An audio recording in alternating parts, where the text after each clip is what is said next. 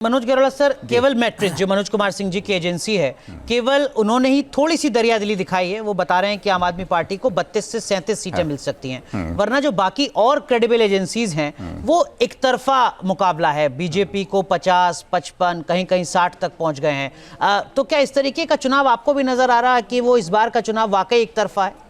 देखिए, एक तरफा है या नहीं वो तो हमें कल ही मालूम होगा, लेकिन एक बात तो साफ है कि पिछले इलेक्शन में और इस इलेक्शन में जो मेन डिफरेंस है वो क्या है कि पहले वाला जो इलेक्शन था वो उस इलेक्शन में अरविंद केजरीवाल की जो एक छवि थी, बड़े साफ ईमानदार एक जो नेता है उसकी छवि थी।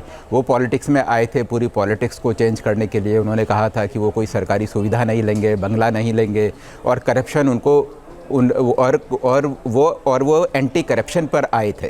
लेकिन क्या हुआ पिछले 5 साल में कि करप्शन उनके ऊपर इस कदर चिपक गया कि एक आम आदमी को महसूस होने लगा कि जो शराब घोटाला है उससे उसकी ज़िंदगी इफ़ेक्ट हुई है।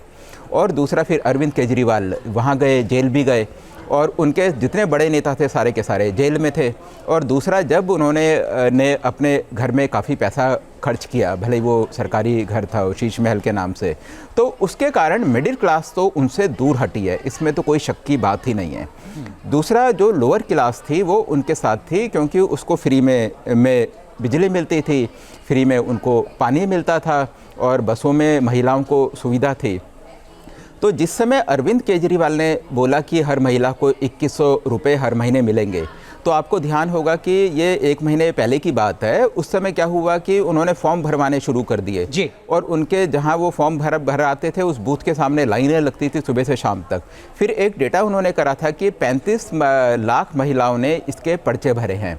तो उस समय अरविंद केजरीवाल और आम आदमी पार्टी का एक बहुत बड़ी वो थी, लहर थी। लेकिन बाद में जब बीजेपी ने कहा और कांग्रेस पार्टी ने कहा कि हम 2500 रुपये महीना देंगे, और जब मोदी ने खुद बोला कि ये मोदी की गारंटी है, तब मेरे को लगता है कि आते आते जिस समय बीजेपी ने अपनी कैंपेनिंग शुरू करी, तो मेरे को लगता है कि जो लोअर क्लास है, लोअर क्लास का वोटर भी हो सकता है कि उनकी तरफ शिफ्ट कराओ। और एक और जो मुद्दा था वो क्या था, जहाँ तक सिविक फैसिलिटीज़ की बात है, नाली की बात है, सफाई की बात है, तो पिछले इलेक्शन तक आम आदमी पार्टी के पास एक बहाना था कि MCD हमारे पास नहीं है। तो अगर ये तो और जो भी और शहर में जो भी गलत चीज़ें हैं उसकी जिम्मेवार बीजेपी है। लेकिन इस इलेक्शन में उनके पास वो बहाना नहीं था। जब भी एक आम आदमी अपने घर के बाहर देखता था कि सड़क गंदी है, कोई डेवलपमेंट का, तो शीला दीक्षित के बाद कोई पिछले 10 साल में काम नहीं हुआ।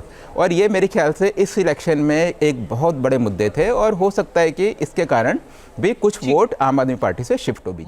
न्यूज नेशन अब व्हाट्सएप पर खबरों की ताजा अपडेट के लिए न्यूज नेशन के इस QR कोड को स्कैन करें।